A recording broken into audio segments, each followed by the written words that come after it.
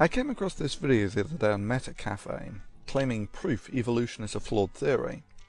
Well, as this has eluded the most intelligent people on the planet for the past 150 years, I thought this deserved a look. I mean, sure, they've forgotten that the Earth rotates and they have the Moon orbiting the Earth in the wrong direction, but I guess they simply wanted to conform to the standards set by their creationist peers. Whoa, pause. Fatal creationist mistake. They have attempted to use numbers. Fact check. When man went to the Moon, he didn't just play golf, but did some fascinating scientific work. They found that the Moon was about the same age as the Earth, 4.5 billion years old, and had a peculiarly small core, suggesting that the Moon was created by a large object colliding with the Earth some 4.5 billion years back. This also explains why the Moon is tidally locked with the Earth, that is, it rotates exactly once for each time that it orbits the Earth. They also left mirrors on the Moon such that we could measure the distance to the Moon with exceptional accuracy.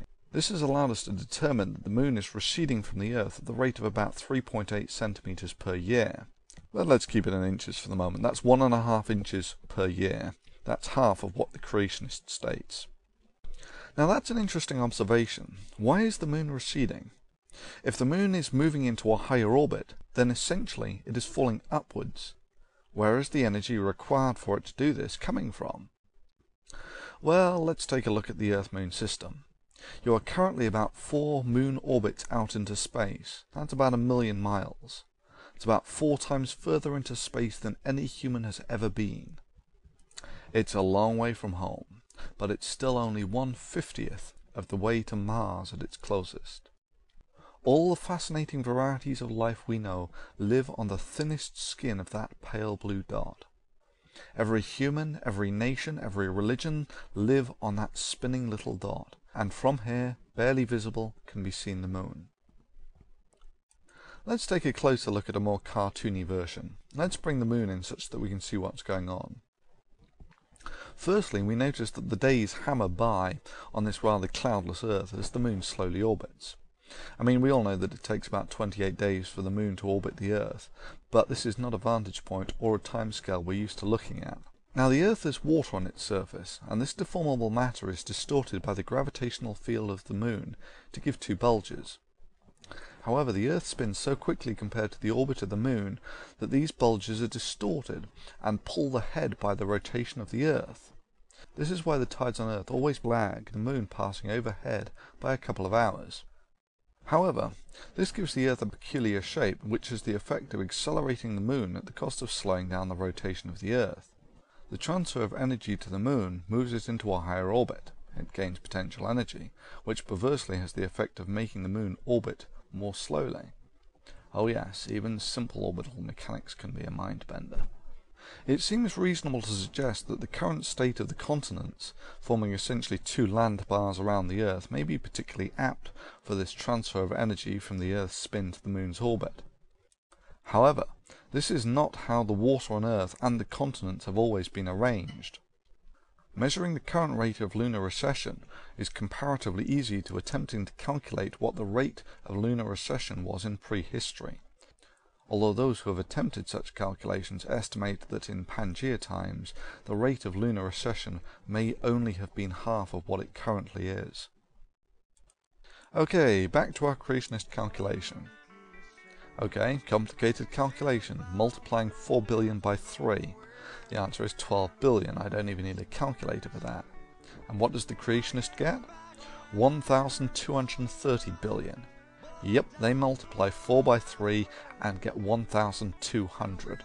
So, they're a factor of 100 out here and a factor of 2 out on the rate that the Moon is receding. So far, the creationists have multiplied 2 numbers together and they are a factor of 200 out. So according to the creationist video, if you now ignore the factor of 200 error in their calculation, the Moon would have receded 19 million miles by now, whereas the Moon is only 250,000 miles away, and then they claim that their inability to do maths proves evolution is wrong.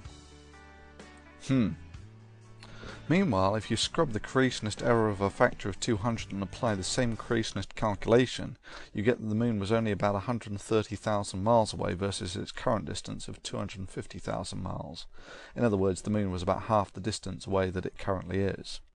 These numbers are in the same ballpark as the massive impact theory, where the moon coalesced out of the debris as a tidally locked elongated shape. But let's have a little fun with this creationist maths. A fast walker can typically move about 3 miles per hour. A typical walker moves about 600 miles per hour. That's about the same speed as a jet airplane, proving, using creationist maths, that cars can't have been invented and used by humans for transport, as your average human walking speed is about 10 times faster than an average car on the interstate. Further, your average bullet only travels a couple of times the speed of sound, as this is only about 3 times the walking speed of an average human. That's calculated by creationist maths, of course. And this proves that guns are an ineffective way of killing people, as your average human could easily dodge the bullets. Your average human can jump a couple of meters or yards. Your average human can jump about half a kilometer or a quarter of a mile, proving using creationist maths that the bridges over the large rivers could not have been built by humans, as your average human could jump them with ease. Regrettably, creationists haven't figured out that ignorance is not a form of proof. Stupidity is not a way of knowing things. The amazing ability of creationists to multiply 3 by 4 and get 1,200 does not constitute a compelling proof why evolution is flawed.